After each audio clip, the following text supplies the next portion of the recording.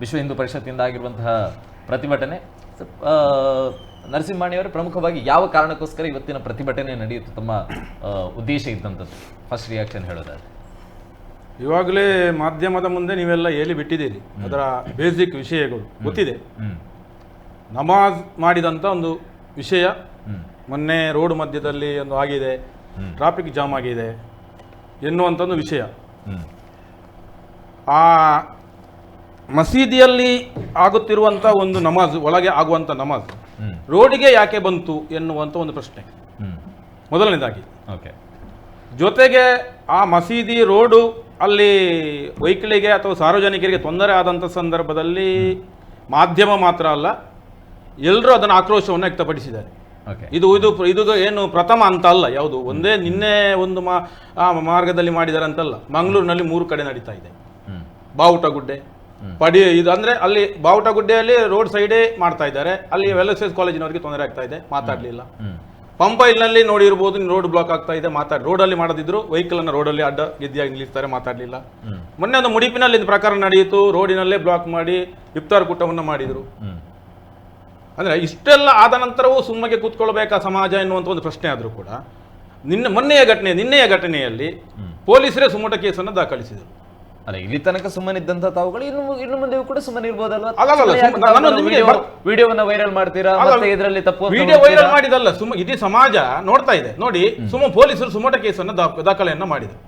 ಸುರುವಿಗೆ suo motu case ಆದ ನಂತರ ಇವರ ಯಾರು ಮುಖಂಡರು ಬಂದರು, ಹೇಳಿಕೆ ಕೊಟ್ಟರು, ಅದನ್ನು ತೆಗಿಬೇಕು, ಅದು ಹಾಗೆ ಹೀಗೆ, ನಮಗೆ ಮಸೀದಿಯಲ್ಲಿ ಒಳಗೆ ಜಾಗ ಇರಲಿಲ್ಲ, ಹೊರಗಡೆ ಮಾಡಲಿಕ್ಕೆ ಒಂದು ಇತ್ತು.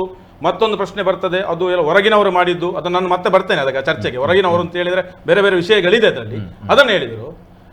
ಆ ಸಂದರ್ಭದಲ್ಲಿ ಕೆಲವು ಜನ ಮುಖಂಡರು ನಾವು ಹಿಂದೂ ಸಮಾಜದವರು ಆಚರಣೆ ಮಾಡುವಂಥ ಧಾರ್ಮಿಕ ಹಬ್ಬ ಆಚರಣೆಗಳ ವಿರುದ್ಧವೂ ಮಾತಾಡಲಿಕ್ಕೆ ಶುರು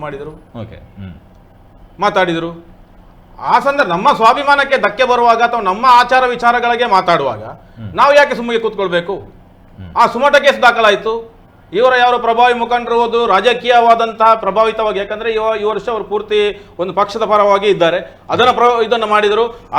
ಅದರ ಪರವಾಗಿದ್ದಂಥ ವ್ಯಕ್ತಿಗಳು ಹೋಗಿ ಪ್ರಭಾವವನ್ನು ಹಾಕಿದ್ರು. ಸುಮೋಟೋ ಕೇಸ್ ಅದಕ್ಕೆ ಬಿ ರಿಪೋರ್ಟ್ ಹಾಕ್ತಾರೆ, ಅದ್ರ ಮತ್ತೆ ಬರ್ಲಿಕ್ಕಿದೆ ಆ ಚರ್ಚೆ, ಯಾಕೆ ಅದು ಬಂತು. ನಂತರ ಅದರ ವಿರುದ್ಧವಾಗಿ ಆ ವಿಷಯದ ಬಗ್ಗೆ ಮಾತಾಡಿದಂತಹ ನಮ್ಮ UHP ಮುಖಂಡ ಶರಣ್ ಪಂಪೇಲ್ ಮತ್ತು ಉರಿದ ಕಾರ್ಯಕರ್ತರ ಮೇಲೆ ಕೇಸನ್ನು ದಾಖಲಿಸಿದರು. ಇದನ್ನ ಬಿ ರಿಪೋರ್ಟ್, ಅದು ಕೇಸು ಬೇಡ ಅಂತೇಳಿ ಬಿ ರಿಪೋರ್ಟ್ ಹಾಕ್ಲಿಕ್ಕೆ ಹೋದ್ರು. ಶರಣ್ ಪಂಪೇಲ್ ಮತ್ತು ಉಳಿದ ನಮ್ಮ ಪರಿವಾರದ ಕಾರ್ಯಕರ್ತರ ಮೇಲೆ ಕೇಸನ್ನು ದಾಖಲಿಸಿದರು. ಅವರನ್ನ ಕಮಿಷನರ್ ನೋಟಿಸ್ ಎಲ್ಲ ಮಾಡಿದ್ದಾರೆ, ನಾನ್ ಬೇಲೆಬಲ್ ಸೆಕ್ಷನ್ ಅನ್ನು ಹಾಕಿದ್ದಾರೆ. ಇದನ್ನ ಯಾಕೆ ಮಾಡಿದ್ದಾರೆ? ಇದನ್ನ ನಾವು ಪ್ರಶ್ನೆ ಮಾಡಲೇಬೇಕಲ್ಲ. ಅಲ್ಲ, ತಾವೀಗ ಕೆಲವೊಂದು ಪಾಯಿಂಟ್ಗಳನ್ನ ಮೆನ್ಷನ್ ಮಾಡ್ತಾ ಹೋಗಿದ್ರಿ. ಇಡೀ ಪ್ರಕರಣದ ಮೇಜರ್ ಪಾಯಿಂಟ್ಗಳನ್ನ ಎಲ್ಲೆಲ್ಲ ಕಿಚ್ಚು ಹಚ್ಚಿಕೊಂಡಿತ್ತು ಅನ್ನುವಂಥ ವಿಚಾರವಾಗಿ ಕೆಲವು ಪಾಯಿಂಟ್ಗಳನ್ನ ಹೇಳಿದ್ರಿ. ಅದೇ ನಾನು ಹೇಳ್ತಾ ಇರುವಂತ, ಈ ಪ್ರಕರಣ ಪ್ರಾರಂಭ ಆಗಿರುವಂತದ್ದೇ ನಿಮ್ಮಿಂದ. ಯಾಕೆ ಬೇಕಾಗಿತ್ತು ವಿಡಿಯೋ ಮಾಡುವಂಥದ್ದು, ಆ ವಿಡಿಯೋವನ್ನ ವೈರಲ್ ಮಾಡುವಂಥದ್ದು? ವೈರಲ್ ಆದ ಬಳಿಕ ಹಿಂದೂ ಸಂಘಟನೆಗಳು ಪೊಲೀಸ್ ಠಾಣೆಗೆ ನಾವೇ ಹೇಳಿದ್ರಿ ಮೊದಲಿಗೆ. ಈ ಹಿಂದೆ ಮಂಗಳೂರಲ್ಲಿ ಹಲವು ಕಡೆ ಈ ರೀತಿಯಾದಂತಹ ಮಸೀದಿಗಳಲ್ಲಿ, ರಸ್ತೆಗಳಲ್ಲಿ ನಮಾಜ್ ಅನ್ನು ಮಾಡ್ತಾ ಇದ್ರು, ನಾವು ಸುಮ್ಮನಿದ್ವಿ. ಇದು ಈಗಲೂ ಕೂಡ ಸುಮ್ಮನೆ ಇರ್ಲಿಲ್ಲ. ಇದು ಕೊಟ್ಟಿದೆ, ಪೊಲೀಸರೇ ರಕ್ಷಣೆ ಕೊಟ್ಟು ಮಾಡ್ತಾ ಇದ್ ನಾವು ಕೇಳುವಂಥದ್ದು. ನೋಡಿ, ನೀವು ಹೇಳಿದ್ರಲ್ಲ ಎಂತ ಇದು ಸುಮ್ಮನಿದ್ದೀರಿ ಅಂತೇಳಿ. ಯಾವುದೇ UHP ಬಜರಂಗ ದಳದ ಅಥವಾ ವಿಶ್ವ ಪರಿಷತ್ತಿನ ಜಾಗರಣ ವೇದಿಕೆ ಮುಖಂಡ ಅಲ್ಲಿ ಹೋಗಿ ವಿಡಿಯೋವನ್ನು ಮಾಡಿದಲ್ಲ. ಸಾರ್ವಜನಿಕವಾಗಿ ತೊಂದರೆ ಆದಾಗ ನೋಡಿ, ಈಗ ಒಂದು ರೋಡ್ ಬ್ಲಾಕ್ ಆಗ್ತದೆ, ಒಂದು ಜಾಮ್ ಆಗ್ತದೆ, ಆಗ ಎಲ್ಲ ವಿಡಿಯೋವನ್ನು ವೈರಲ್ ಮಾಡ್ತಾರೆ. ನೀವೇ ಹೇಳಿದ್ರಿ, ಯಾವುದು ನಿಮ್ಮ ಪತ್ರಿಕಾ ರಂಗವನ್ನೇ ಅವರೊಂದು ಬೇರೆ ರೀತಿಯಲ್ಲಿ ಮೇಲೆ ಇದು ಮಾಡ್ತಾರೆ, ಏನು ಮಾಧ್ಯಮದವನ್ನು ಮಾಡ್ತಾರೆ ಎನ್ನುವಂಥದ್ದು. ಇದು ಮಾಡುವಾಗ ನಾನು ಫಸ್ಟ್ ಯಾಕೆ ಹೇಳ್ತೇನೆ ಅಂತ ಕೇಳಿದ್ರೆ, ಇದು ಪ್ರಥಮ ಹಂತ. ಇದನ್ನು ಇಲ್ಲಿಗೆ ಮುಗಿಸದಿದ್ರೆ ಇದು ಹಂತವಾಗಿ ದೊಡ್ಡ ಆಗುವಂತ ಸಂದರ್ಭದಲ್ಲಿ ಇವರ ಇದೇನಿದೆ, ಇದ್ರ ಮೂಲ ಉದ್ದೇಶ ಅಂತ ಕೇಳಿದ್ರೆ, ಇವರು ಧಾರ್ಮಿಕ ಭಾವನೆಯನ್ನು ಇಟ್ಕೊಂಡು ಮಾಡಿದಲ್ಲ, ನಮ್ಮ ಭಾವನೆಯನ್ನು ಕೆರಳಿಸಬೇಕು ಮತ್ತೆ ತಮ್ಮ ಶಕ್ತಿಯ ಪ್ರದರ್ಶನವನ್ನು ಮಾಡಬೇಕು. ನೋಡಿ, ನಾನು ಒಂದು ಪ್ರಶ್ನೆ ಹೇಳ್ತೇನೆ. ಇವರ ಒಂದು ಗ್ರಂಥದಲ್ಲಿ ಎಲ್ಲಿಯಾದ್ರೂ ರೋಡ್ ಬದಿಯಲ್ಲಿ ನಮಾಜ್ ಮಾಡಬೇಕು ಅಂತ ಉಂಟು ಹೇಳಿ, ಅವರು ಬದನ ಮುಟ್ಟಿ ಹೇಳಿ. ಅದೊಂದು ಕ್ರಮಗಳಿದೆ, ನಾವು ಕೂಡ ನೋಡಿದವರು.